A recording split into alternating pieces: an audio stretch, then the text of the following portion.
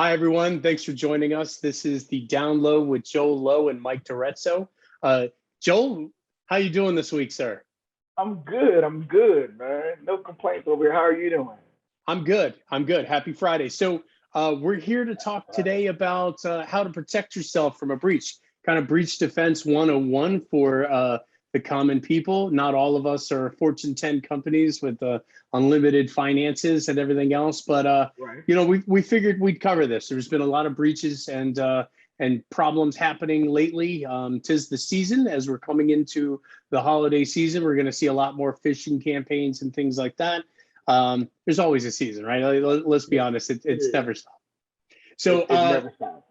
so Joel, do you want to talk to us a little bit about, how to get started? What should I do? Where does one begin with that? Um, Well, I think it goes down to knowing, right? So I say that from the standpoint of you have to know what you have to be able to then determine what you're losing, right? And where it's sitting at. And I think that's easier said than done, right? yeah, So you have your information everywhere, right? So really being able to track and go backwards to figure out where am I storing and where I'm keeping data, that's important to you, right? hmm, PII, credit card information, banking information. Do you have any of that digital that's out there in the space that you need to protect? And then do you have the right protections around it to be able to protect that information? Or even the standpoint of, let's say that your emails are important. Do you have something set up to be able to recover your emails if something should happen to them, right? Or do you have those stored somewhere or printed off somewhere, or on a backup somewhere so that you can get to those that data that's important? And if you don't, then we need to figure out why, right? okay. And figure out how to figure that out. So to me, it's just knowing your playing field, right? First, knowing where your X's and O's are and how to get to them. Then you can start protecting them. Yeah, no, that's a good point. So, like, somebody who taught me a fair amount about security, Mark Lippin, Major retired Mark Lippin from the Air Force. Know thyself is the first rule of security, right? And he's not Right. wrong. You're absolutely right. So let's talk about an ounce of prevention, a pound of cure. As you like to say, what are some of the things that you think are relevant to everyday users for an ounce of prevention? So we talked about it before in the previous video. MFA, right? So multi-factor authentication is one, right? Making sure that you have that. That's something simple, right? We all deal with passwords. Go ahead. So what actually is multi-factor authentication? So So some people may not know what that is. no. So two factors: something you know, something you have, something you are, right? Is Okay. the way of it. So it's two of those, right? Um, and the thing about it is, we all do passwords, right? So now it makes another simple step to be able to secure you, right? So you something you have is your bank card, right? I used this before. Something you know is your PIN, right? So you stick your ATM card in, you put your PIN in. That is two factor. You do that almost every day, either through Okay. transactions at the store or whatnot. Um, What's so my thing is, multi-factor then? so multi-factor from, well, no, that's two factor. It's part of the three of multi-factor. So would Nope. multi-factor be like a one-time password that you have on your phone get texted to you, or so It you put could in your be username, you put in your password, and then somebody sends you a hey, correct. there's a code for this. Okay. Right. So let's say that the other factor would be you stick in your ATM, you put in your PIN, and then it then sends you something on your phone, right? To say, hey, is Right. that you at the ATM, right? Or is that you trying to get into your bank account? You push OK, now you're in. And a lot of people who work from home are using multi-factor, right? You can't Yep. get into your network. Any good shop has multi-factor in place, right? So so the thing with it is you put that there, that gives you another layer, right? So if somebody accidentally gets your password, right, or somehow gets your information, when they put in your username and password, it triggers that multi-factor. Your phone then says, "Hey, are you trying to get in here? Accept or deny?" And you can say, "No, that's not me. I deny that." And then now you can call your help desk and your incident response people and say, "Hey, somebody just tried to get into my network." Or you can, from a personal standpoint, you can call Google or whatever account is, bank account, credit card, and say, hey, somebody just tried to get into my account. I denied it, but I wanted to give you a heads up on that. And now they can start looking to kind of pull that string to say, hey, where did that come from? Hey, have we noticed that anywhere else? How much they have, right? It really helps them understand what's going on and identify issues, because they can't start working to figure out what's going on until they're notified that something is happening. Right. And I do have that example of, so you have to also be careful, because some attackers may send you one, right? And say, hey, here's that code you asked for. If this wasn't you, just go ahead and call this number, right? And you're like, well, that wasn't me. Let me go call that number. Right. So, the example I have is the Atlantic Union Bank one. I'm not an Atlantic Union Bank customer.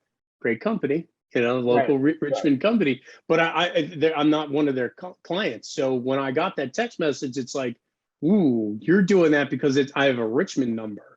I have a Richmond, Virginia number. So what does that look like? How does that come through when they're expecting you to go, well, I didn't send for one of those. Let me call that number. And next thing you know, you're actually on the phone with an attacker, right? Not with Atlantic Union Bank. So, talk about some of the websites that are out there that, you don't have to be, like I said, a Fortune 100 company or even a big business to have this. What other applications are out there that you have multi-factor authentication? So your bank has it, right? So most traditional banks have it already in place. All you have to do is enable it. Amazon has it. Google has it. Who else has it? There's Apple. eBay has it. I mean, PayPal has it. It's all the things that you currently use. 9 times out of 10 have multi-factor authentication, right?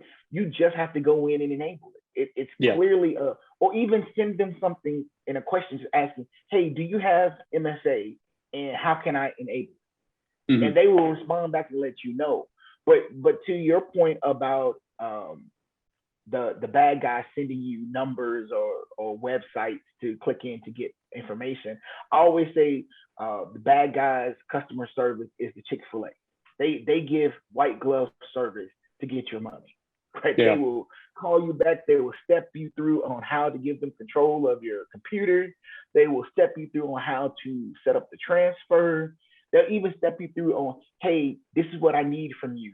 I need you to go to the store, buy 1,000 Amazon cards, scratch the back, and then so you don't have to take multiple pictures, put them all together on your bed and take one picture. Like they literally will help you through, and then make sure that afterwards they'll call you back and say, hey, we got everything. Thank you so much. You're good. If you have any additional issues, hit this number or call us.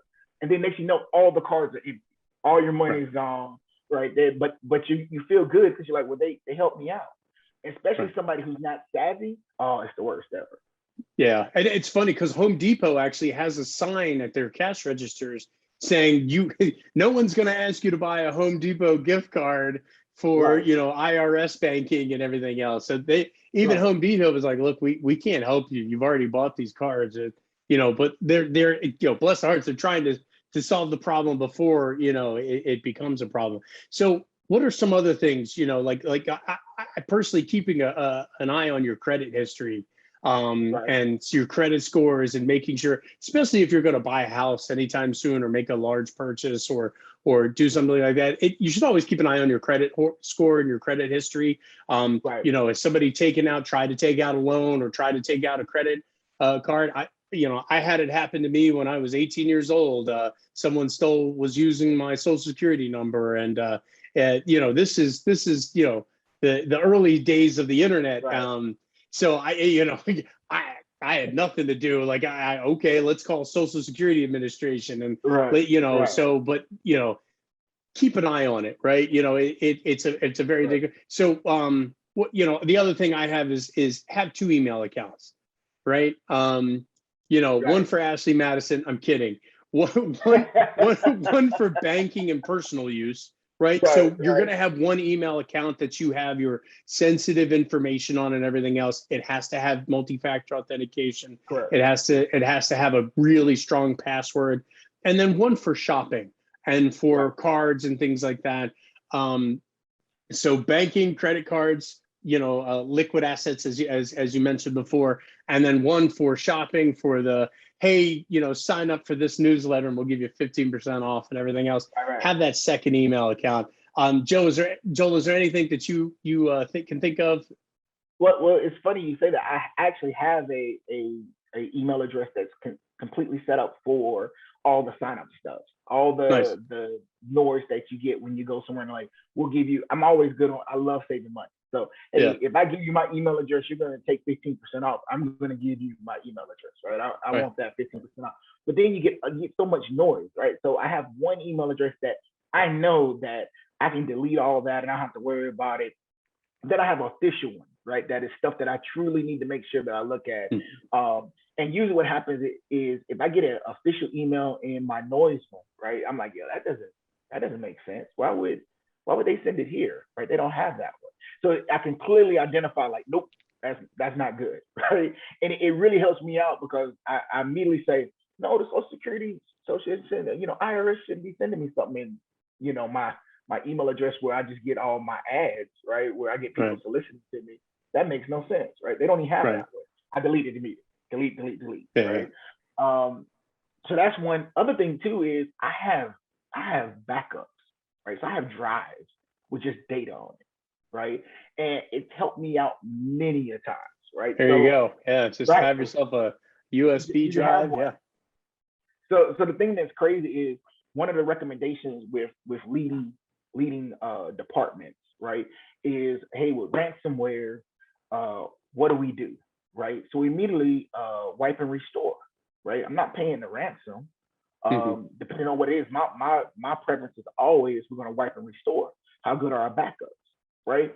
So on a personal side, me having that thumb drive, me having that external, drive, what you just showed, is my way of wiping and restoring, right? If a file gets corrupted, if it hits something that's not supposed to, I literally can wipe and restore, right?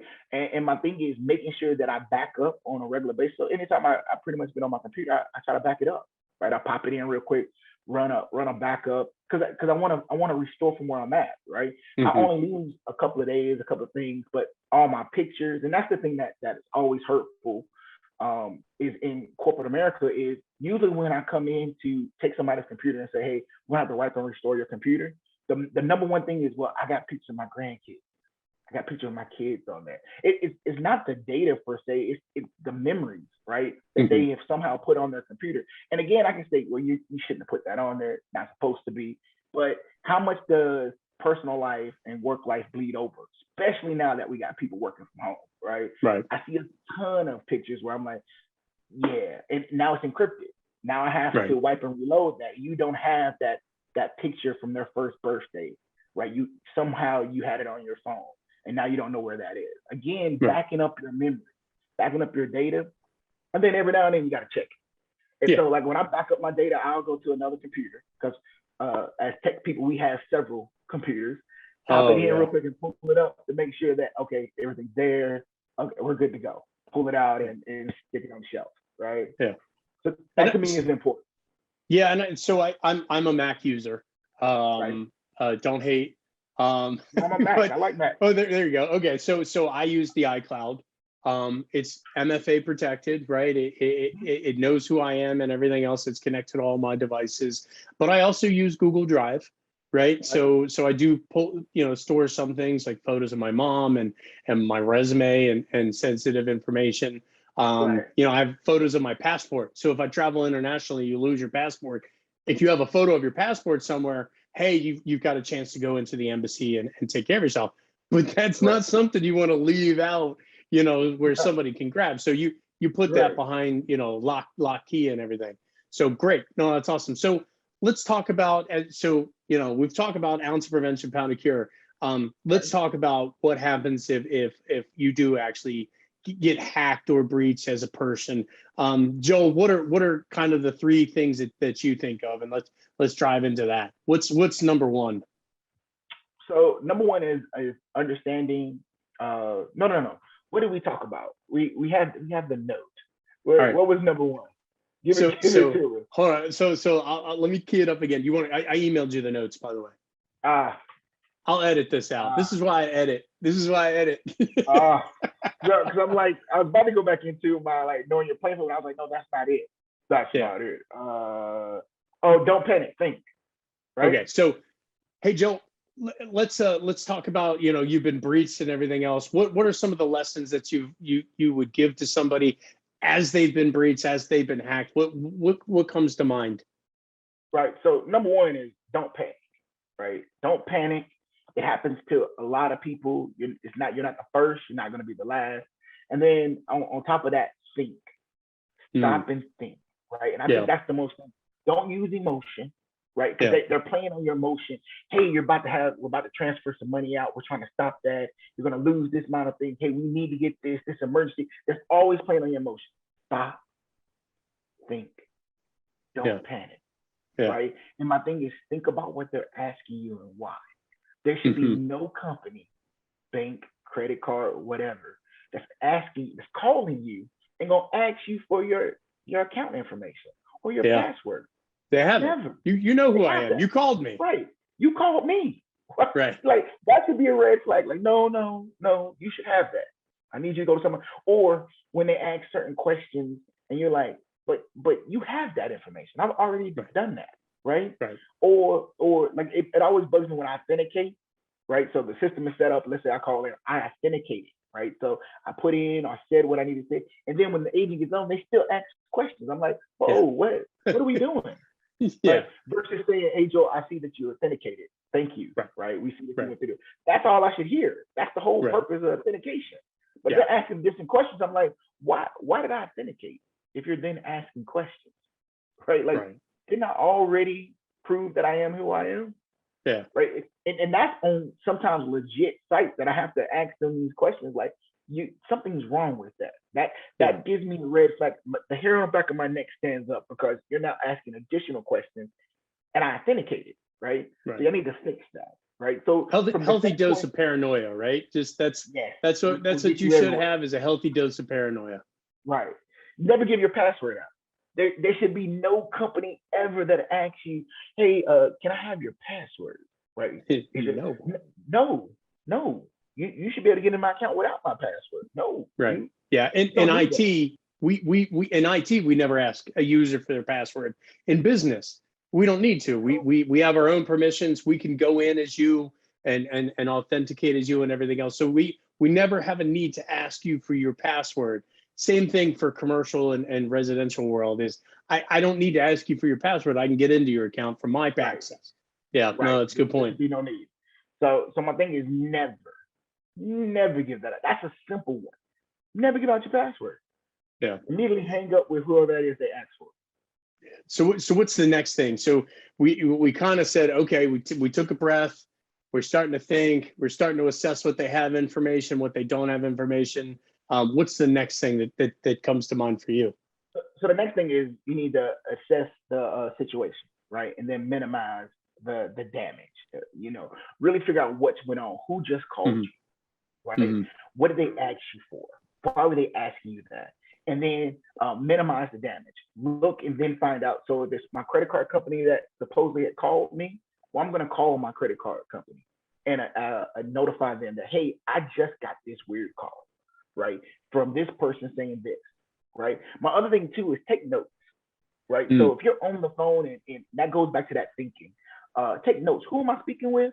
They'll tell you their name. Hey, this is John from, claims fraud, division of whatever, and we're trying to stop this from happening, and we really need you to do. Okay, John, the claims fraud. Okay, that's good, thank you. And then now you can call back your credit card and say, hey, I just talked to somebody who said they were in this department and the name was this. Right, and 9 times out of 10, most times, different departments they'll identify themselves sometimes with like a name, like a number. Hey, I'm Joel such and such. My user number or my account number or my employee number is whatever to kind of authenticate who they are. Right. So you can ask for that too. What is your employee number? How do I know that you're that John? Ask questions. Instead of answering questions, ask questions. Because nobody who is there to help you is going to have an issue with you asking questions. Right. It's a scary thing, right? The fraud person calls, you're like, oh, something bad happens. Right. You know, when the fraud person calls, they're going to be understanding. And if they're not, bank somewhere else. No, I'm kidding. Right. Well, if they're not, then we got bigger problems, right? Right. Address that. Executive orders So would definitely be issue or a fix. yep. So, you know, what do they have? What do they still have? Right. So I think we talked Right. about like, okay, well, you know, they have their bank account number, right? Hopefully you've turned on multi-factor authentication. So even if they have their username and password, they still Right. need the multi-factor code. Do not ever give them the code, right? If they ask for that, that's to your point, Joel, that's another red flag. If you're on the phone with somebody and they're like, yeah, if you could just go ahead and give me that code, why do you need that? Because you know, sometimes what they'll do too is to get around multi-factor, which goes back to your point as well.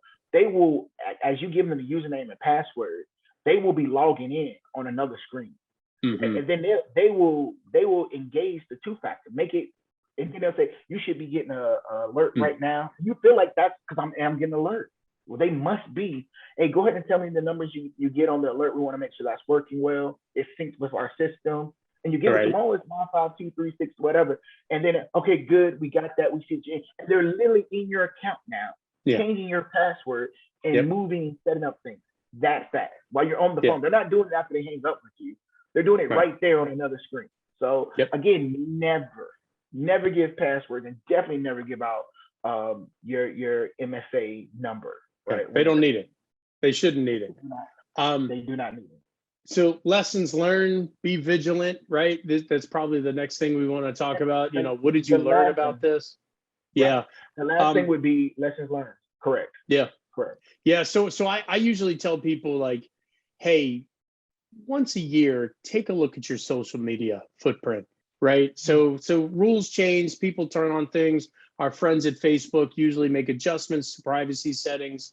You know, Mark Zuckerberg wants you to be safe.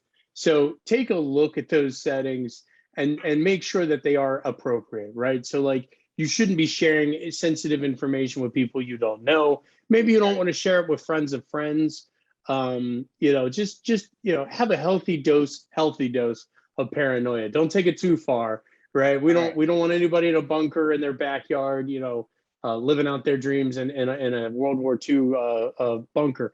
But, you know, just take a look at that. Don't share too much on social media. Talk to your kids, right? Talk to your friends and family members and kids about being respectful. I mean, you know, I think you mentioned it on the last episode, Joel. Nothing on the internet is gone. Everything is saved. Nothing leaves the internet. Yeah. So what other things? Even the standpoint of like immediately we think about like Instagram, Facebook, TikTok, those things there.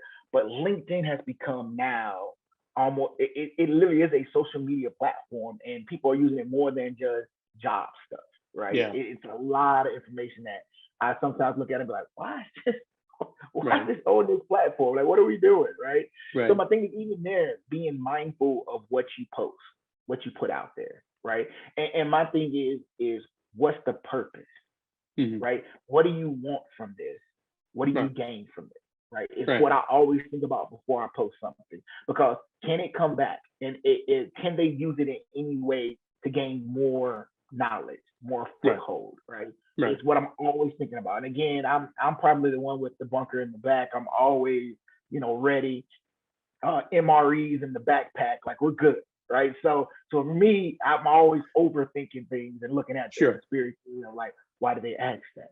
Why do you want to be my friend? Right? I don't know you, right? And my thing, there's nothing wrong with having a great plethora of friends on LinkedIn that are in different walks of the job aspect of being entry to high level to mid level. I think that's important, right? And in various different fields. But the thing is also ask the question of why, right? Like I'm always like, why? I get a lot of like requests to be friends, right? I'm kind of popular, you know. Well, you're a good-looking guy. Yeah, there's that. I'm kind of popular. But my thing is, I'm always like, well, what do they want to be my friend for? Like, what are we doing here? You know, I did put on deodorant, but why all of a sudden now everybody wants to be cool with me? And it's fine with that, right? I like it. I love reaching out to people. I love talking with people. But again, I think everybody should be just mindful of like, And then again, going back to the lessons learned, right? What can we do to prevent this from happening again, right? And if it's nothing but one thing, you've already made yourself one step better, right? I think you had another good point with having all of the important numbers. You want to talk a little bit about that? Yeah. So one of the things that I was talking about when it comes to just one thing is having all your important numbers, like save it somewhere in your phone in a file, write it down, but something that you can immediately pick up, right? That has your credit card number to get to customer service, your bank account, bank information to get to banking people, so that you can immediately call them, even from the credit bureaus to IRS, state and local. State and federal, excuse me, to be able to call them and say, hey, I just got something said that my Social Security payment wasn't coming in, or I just got something said that I need to change this. And you now have that number, you know it's the official number because you're not under duress right now. You can go ahead and write those down, right? So then you can go to your phone and say, well, let me call my bank, right? And this is the number that I know is approved and works, and ask them this question. And then they'll get on the phone and they will walk you through like, no, that was not us. I'm glad you let us know. Let us go ahead and put in this claim. Let us go ahead and stop that. And again, the other thing too is liquid first, right? So protect your bank account, money. Okay. Right? Yeah. So you cannot buy groceries off your good look. I've tried, right? It's just not gonna happen, right? So immediately, if you're having an issue with your bank account, you're having an issue with somebody trying to steal money, call your bank first. Freeze those accounts. Make sure they know, because you want, the credit card has a way of restoring that. They'll get that back quicker. But when it comes to cash, nah, you want to make sure that you block that and stop that immediately. Block and tackle. Yeah, good. That's a very good lesson. Cash disappears. Credit is credit. They have fraud protection and everything else, but it takes a very, very long time to get cash back into your bank account if it's gone or lost or stolen. The other thing I always say is keep an eye on your accounts for at least a year, right?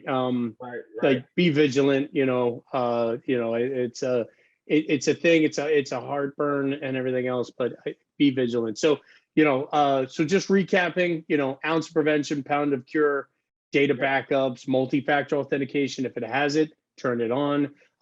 Password managers, we didn't really talk about that. We talked about that in the previous episode, but password managers are also a really good thing to have. They'll keep an eye out on whether a password's been compromised, like the LinkedIn breach or the Yahoo breaches or whoever's going to be the next breach. Don't panic. If something does happen, don't panic. Joel, I think that's a great lesson that you'd mentioned. Assess and minimize the damage. Don't let it get worse. What do they have? What don't they have? And then lessons learned to be vigilant. Joel, final parting thoughts. Do you have anything that you want to share? Well, my thing is I always go back to G.I. Joe. Knowing is half the battle, right? Now that you know, you're in the game, you're doing better, we're moving better, we're getting better, right? So we just want to take a step every time just to get a little bit better, right? And we appreciate that. Great. Okay. Well, Joel, thank you so much. Everybody, I hope you guys had a great time listening to us, and I hope this is helpful. Please leave us feedback in the comments, and we'll see you guys next time.